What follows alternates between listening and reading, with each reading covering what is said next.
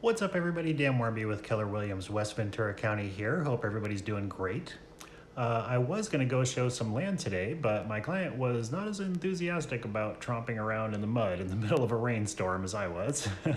Can't really blame them. So we're going to pick it up when the storm passes, but that left me with a second here to check out the movie based on Ta-Nehisi Coates' Between the World and Me.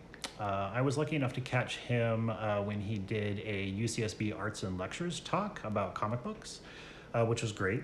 And I've been wanting to read Between the World and Me forever, but just never got around to it.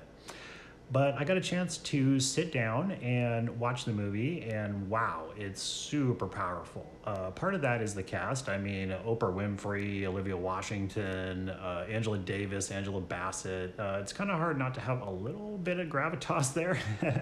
But another thing that jumped out at me is that Kamala Forbes, who directed it, made the choice to have everybody address the camera directly, like in Errol Morris's The Fog of War. And it's a really bold choice, like almost to the point of being a little bit unnerving.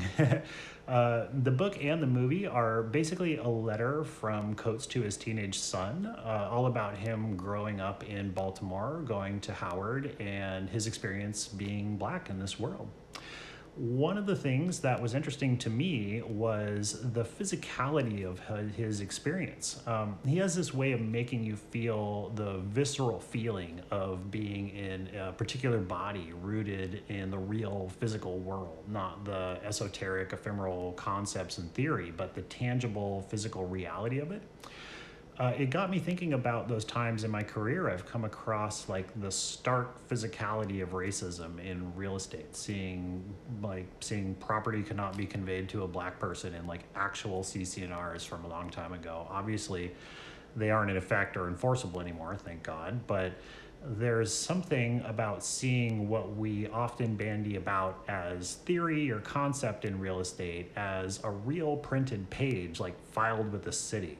I think every realtor has a story about working with somebody who's asked about a particular neighborhood's racial makeup, or they didn't want to allow a showing of their property to some group of people they didn't like. And we've all learned tactful ways to shut that down pretty hard, but on a day-to-day basis, you can kind of get cocooned in what you're doing and forget that the ownership of property, like the legal and financial constructs of how we buy and sell and own physical property, has traditionally been one of, if not the main way, that people have been oppressed in this country.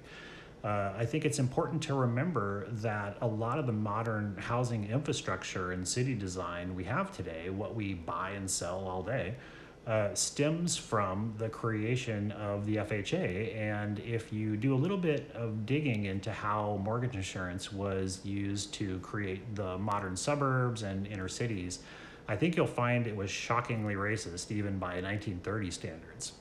From just being legally barred from owning land outright to preferential financing based explicitly on race, there's a ton of racial baggage in real estate that we aren't really cognizant of on a day-to-day basis, because we have things like the Fair Housing Act and various regulations that are supposed to be the guardrails in the industry.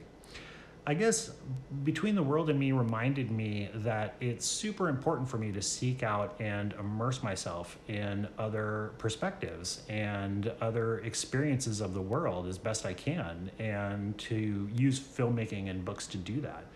Yes, we have RESPA and we have the Fair Housing Act and we have the ADA, and HUD is supposed to be policing the industry, but I'm a firm believer that you can't ever really legislate or regulate racism or bigotry out of an industry. I mean, the industry is just made up of thousands and thousands of individual agents and lenders and title people and inspectors and et cetera and et cetera. And when the majority of us really remind ourselves on a daily basis to be cognizant of what we're doing every day and to be mindful and respectful of the historical power that we wield, we see improvement. Anyway, Between the World and Me is streaming on HBO Max. It's not an easy watch, but it's definitely worth checking out, and I can't wait to read the book now. Let me know what you think in the comments, and don't forget to like and subscribe for more local real estate content. Have an awesome rest of your week, everybody, and stay dry.